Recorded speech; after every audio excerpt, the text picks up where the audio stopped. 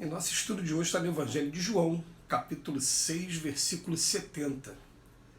Respondeu-lhe Jesus: Não vos acolhi a vós os 12, e um de vós é diabo. Emmanuel comenta na lição 164 do livro Pão Nosso, o diabo. Quando a teologia se reporta ao diabo, o crente imagina de imediato o senhor absoluto do mal dominando num inferno sem fim. Na concepção do aprendiz, a região amaldiçoada localiza-se em esfera distante, no seio de tormentosas trevas.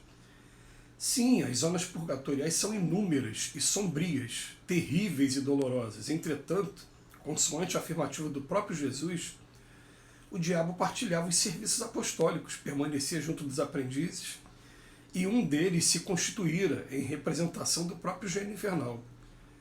Basta isso para que nos informemos de que o termo diabo não indicava no conceito do mestre um gigante de perversidade, poderoso e eterno no espaço e no tempo.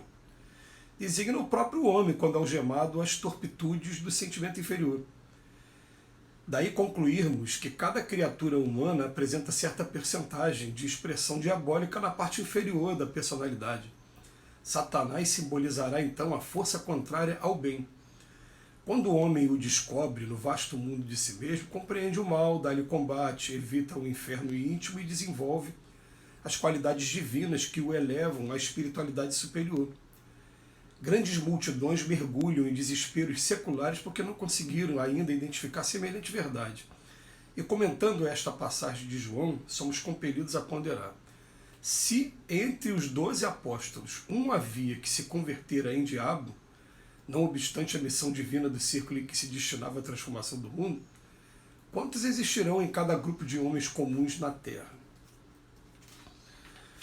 Vamos lá, gente, esse estudo é um estudo bastante interessante e é um estudo que a gente tem sempre que estar com um pouquinho, vamos botar assim, um pouquinho mais aberto às novas ideias, para entender, em primeiro lugar, a palavra diabo, ela não é um substantivo, ela é um adjetivo.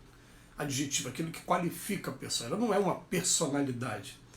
Ela é, na verdade, a condição em que uma pessoa está se colocando naquele momento. Você vai pegar o diabo, né, no dicionário e vai falar assim, caluniador, aquele que causa intriga. Então, todos nós somos, entre aspas, diabos.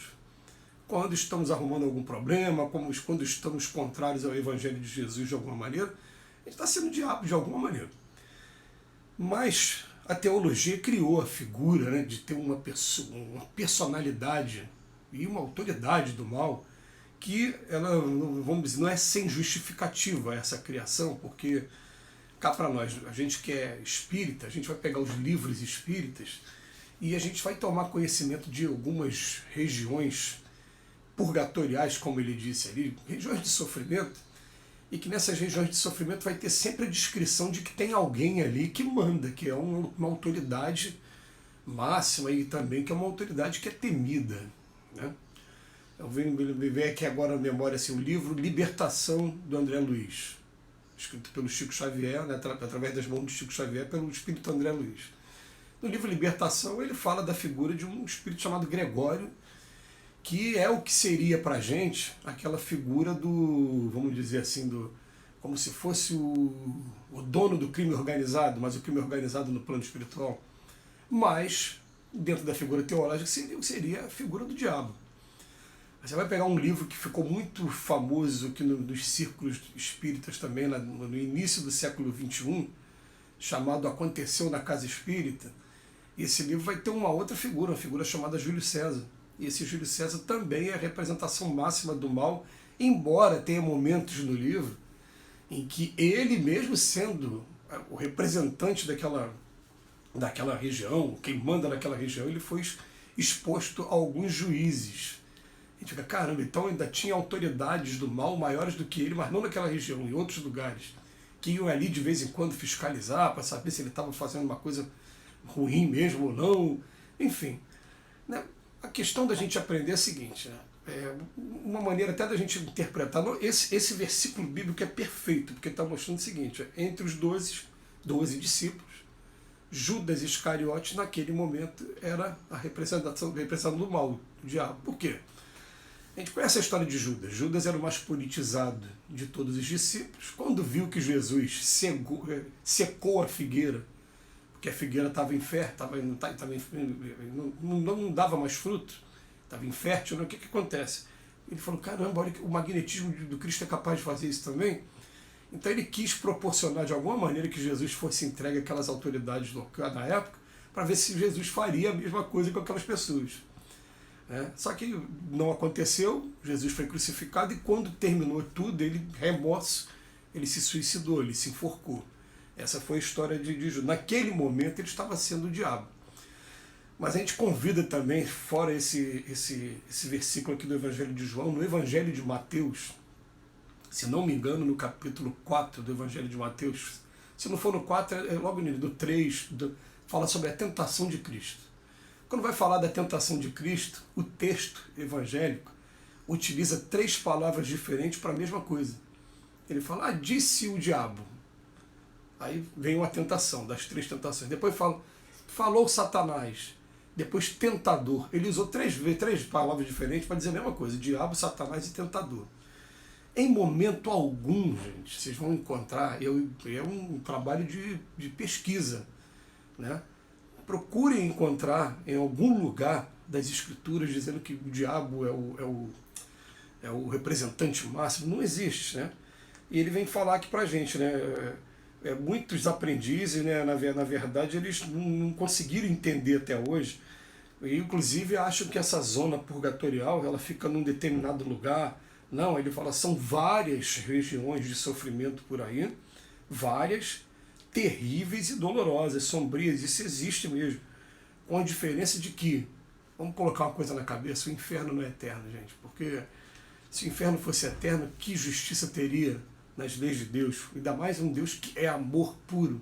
Se a gente não consegue imaginar um filho nosso condenado eternamente e as mães que passaram por essa prova terrível, em momento nenhum abandonaram seu filho, continuaram visitando em presídios, em hospitais, aonde fosse, o tempo todo por conta do amor. Você imagina um pai vai colocar um filho eternamente? Não, o tempo que a gente fica nessas regiões purgatoriais de sofrimento é o tempo necessário a você compreender o mal que você fez, se arrepender, espiar também, passar um tempo até você reparar o mal que você fez. Reparou o mal que você fez? Ou melhor, você já se arrependeu, já tem a chance de sair dali para começar a reparar o mal. Reparou o mal, a tua consciência fica tranquila, porque na verdade a gente vai descobrir que todo mundo foi criado espiritualmente da mesma maneira e todo mundo está aprendendo, está sendo um aprendizado. Então todo mundo comete erro, quem não comete erro nesse mundo? Mas é interessante que essa figura, principalmente, né, que diabo normalmente é escrito com letra minúscula, já para caracterizar mesmo que não é um substantivo, porque o substantivo próprio seria com letra maiúscula. Mas a palavra Satanás, ela já é com letra maiúscula. Então as pessoas pensam o seguinte, né, essa é mesmo a personalização mesmo, uma autoridade e tal. Mas todas essas palavras, na verdade, são adjetivos e nós temos aqui na Terra ainda uma parcela de sombra ainda. Ninguém é luz o tempo todo. Então, esse texto aqui do Evangelho de João, quando fala, Jesus fala, não vos escolhi a vós, os 12, entretanto um de vós é o diabo.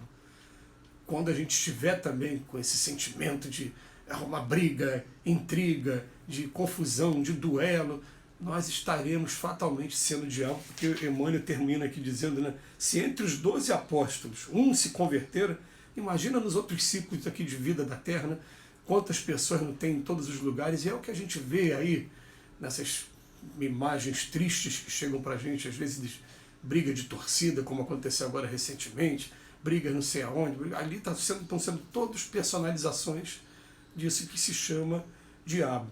Agora, a pessoa falar, por exemplo, coitado do rei da Babilônia que foi deposto, o primeiro impeachment da história, Lúcifer, as pessoas atribuíam até hoje, né, por conta de questões teológicas, a ele o título de príncipe das trevas.